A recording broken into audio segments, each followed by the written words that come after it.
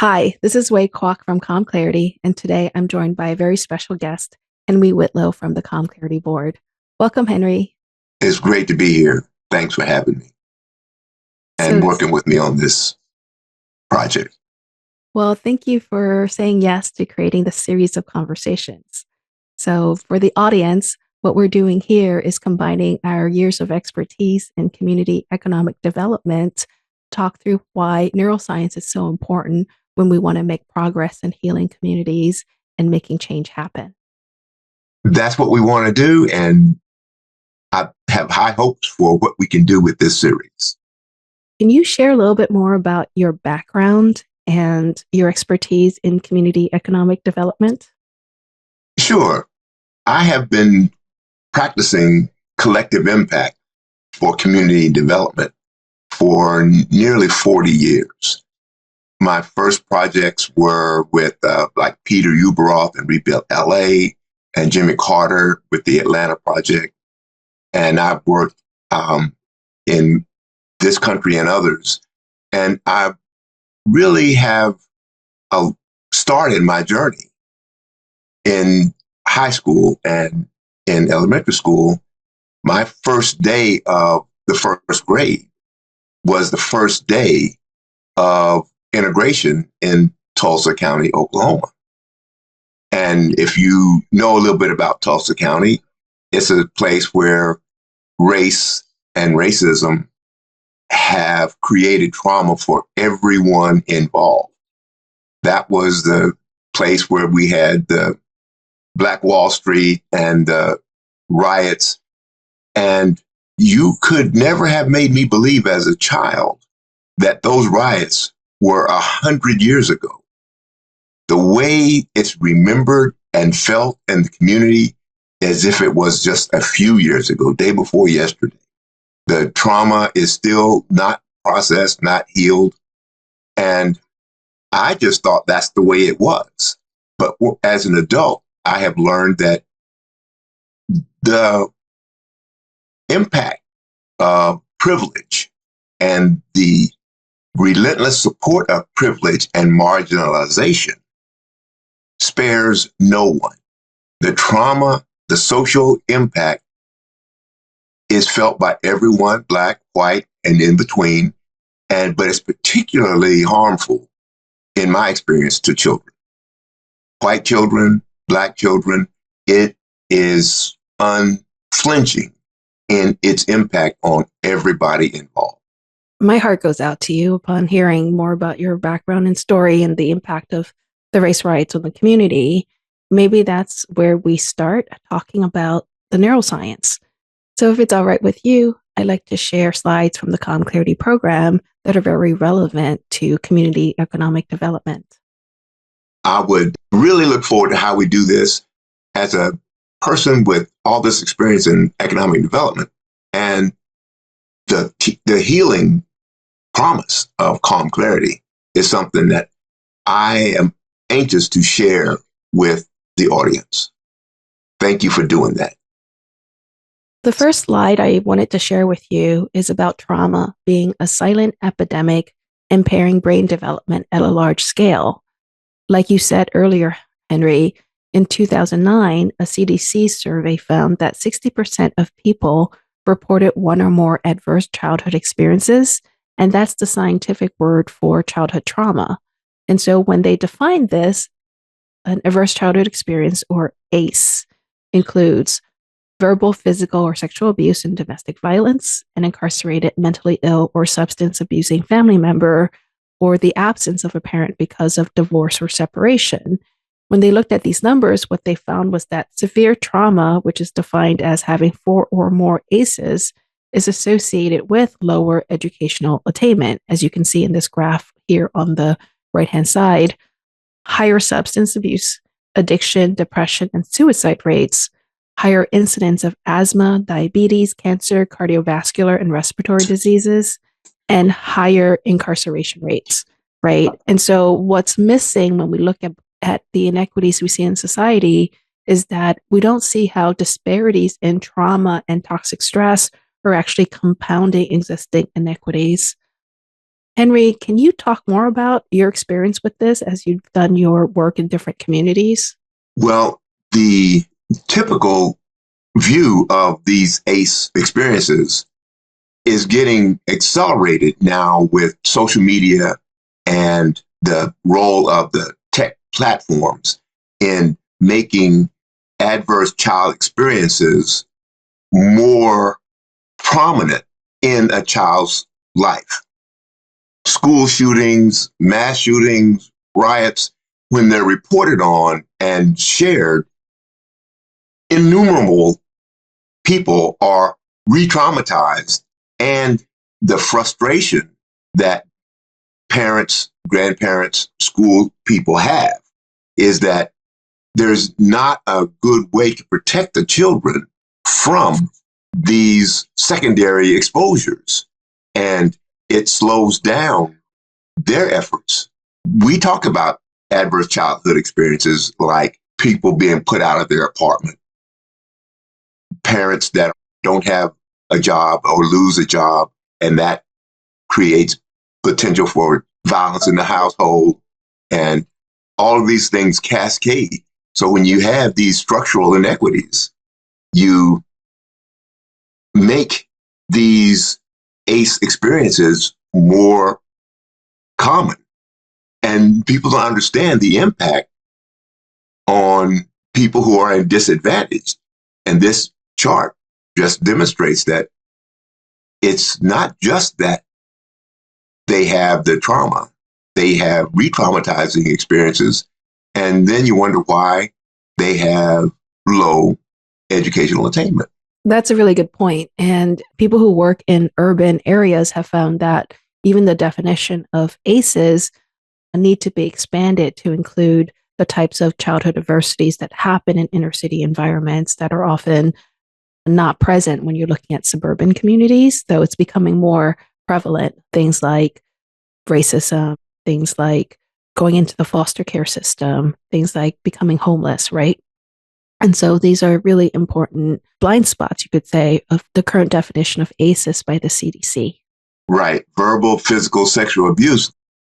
Those are obvious, but the evictions and job losses and stresses that families go through, they have knockoff effects that creates those high level, more visible ACEs, but more frequently when there's stress caused by economic disadvantages.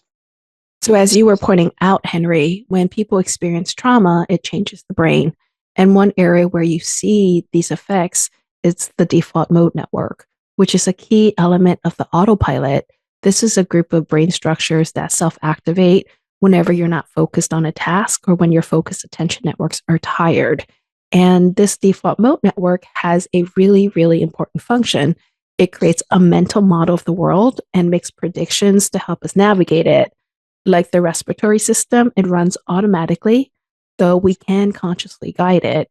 And this activity of the default mode network is often described as mind wandering, monkey mind, and self talk or me talk, because we often experience it as an inner narrator. And what it says often reflects our pattern of brain activation. And so when our brain has been primed by trauma, it is internalizing a mental model of the world that's scary. So we become hypervigilant and we see threats all around us. It takes up a lot of energy. So when you see threats all around you, your body burns a lot of energy in hypervigilance to try to keep you safe. And that takes energy away from your ability to focus on academic concerns because you're so focused on survival, the things that might threaten your life. You don't have much energy left over to focus on growth. Have you seen that? You see it in the way that teachers complain, the way that adults or parents complain, and they don't really understand that it's not the child's fault that they can't concentrate.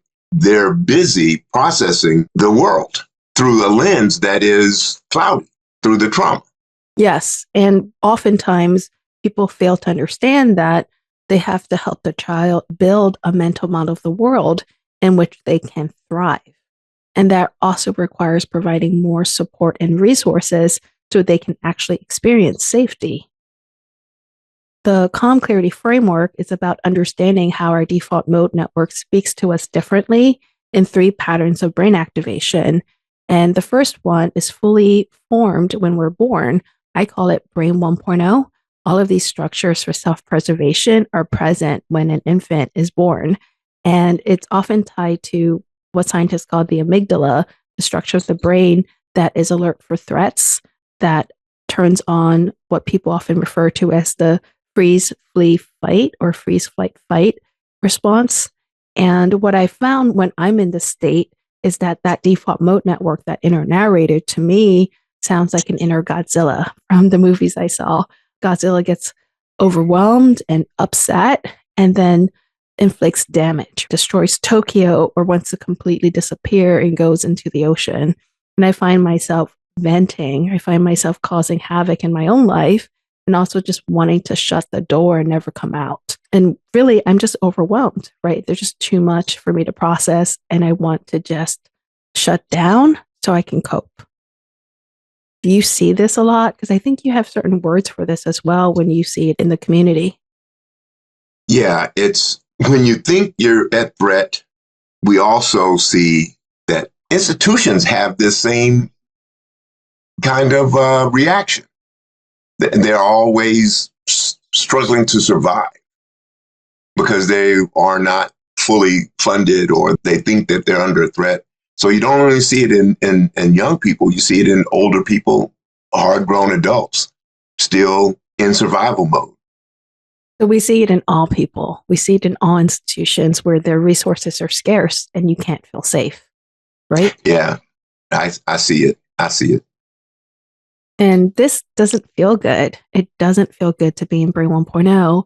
And so when I was growing up in the inner city in Philadelphia, what I saw was a lot of behavior that I now describe as Brain 2.0. And this is when we use dopamine hits to make bad feelings go away so that we can fixate on feeling good. And all around me, I saw people choosing immediate gratification, buying gold, buying Cadillacs, buying things to help them feel like they had status, and then in the meantime go into debt. I saw people numbing their feelings with drugs, with alcohol, and then again having that paycheck not go into feeding their family, but into numbing the negative feelings that they couldn't deal with otherwise. And so overall, Brain 2.0, if this is the only way we know how to cope, is this continuing sense of the fear of missing out, of having urges and impulses that we need to immediately act on, having our ego drive our decisions. And I call the voice in my head in the state an inner teen wolf, much like that Michael J. Fox movie. It makes us chase things that society tells us we need to have status, to be happy, right? To feel like we've arrived in the world. But once we get the carrots, we might feel a short-term sense of happiness. We get a dopamine hit that then goes away and we feel empty again. And then we chase something else. And oftentimes, when you're in the inner city and you can't really predict long term, you are forced to look at the short term. So you never know how much income you're going to have for how long. And so you begin to be stuck in Brain 2.0, living for the next 24 hours rather than making plans for the next 50 years. Absolutely, for myself and with others.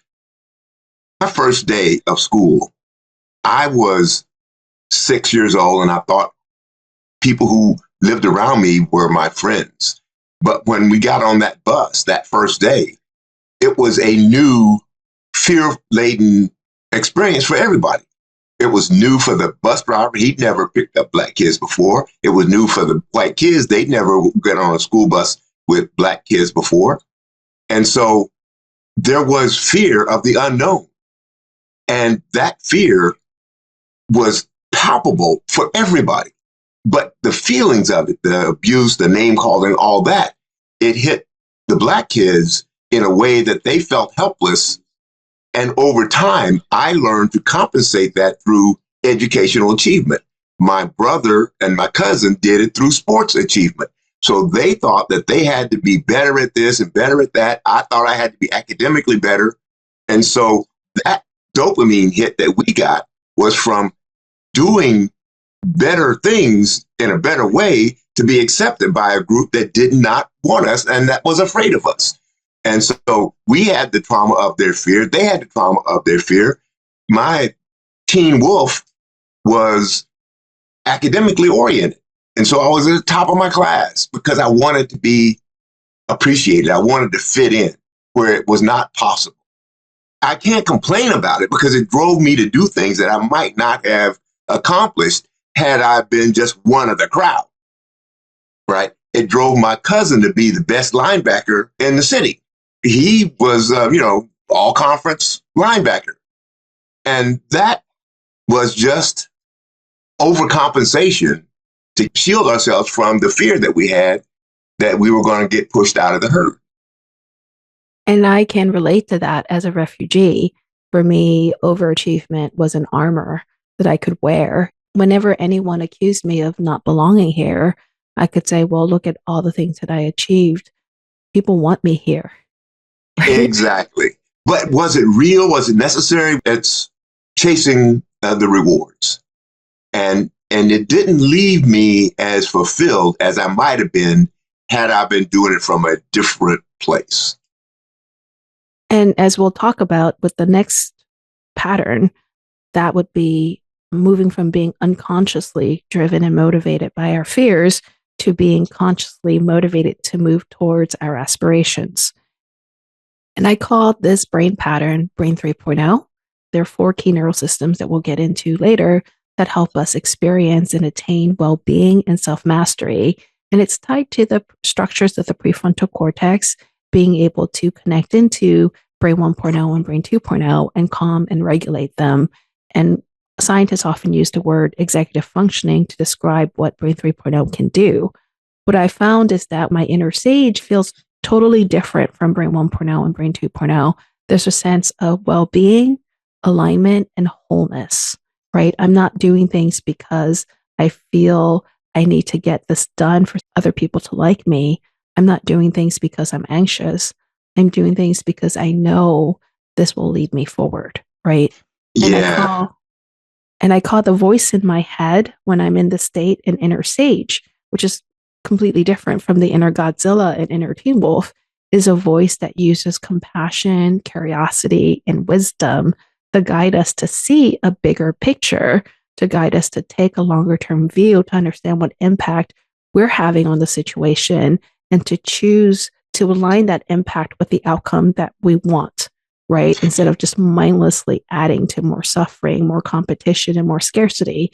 I guess we can say that Martin Luther King and Gandhi and Mandela role model the impact that Brain 3.0 can have in inspiring people to come together to consciously co-create. Would you agree? I would agree. It's like in 1.0, you're needing things. You have to have it. You need things. In 2.0, you want things, but in 3.0, you know. And when you know, it's better than needing or wanting when you go to knowing, because you're seeing further, you're thinking it through, and you know what you do, who you are. And that's a better place to start their conversations. It's going to guide you better when you have well-being and mastery, because you know. And that's what I can see in the pattern, which makes me so happy to be associated with calm clarity, is because that path from needing to wanting to knowing is going to help me and others understand their future and how to see it and move toward it in a way that's compatible with what other people are doing. So the co-creation that's possible when you're conscious, I think it could be very appealing to people. Yeah. What's important to point out is that, when we're in Brain 1.0, we're usually trying to avoid a negative experience. When we're in Brain 2.0, we're kind of fixated on getting a positive, pleasant experience, right? And so Brain 2.0 inherently wants to reject anything that brings us into Brain 1.0.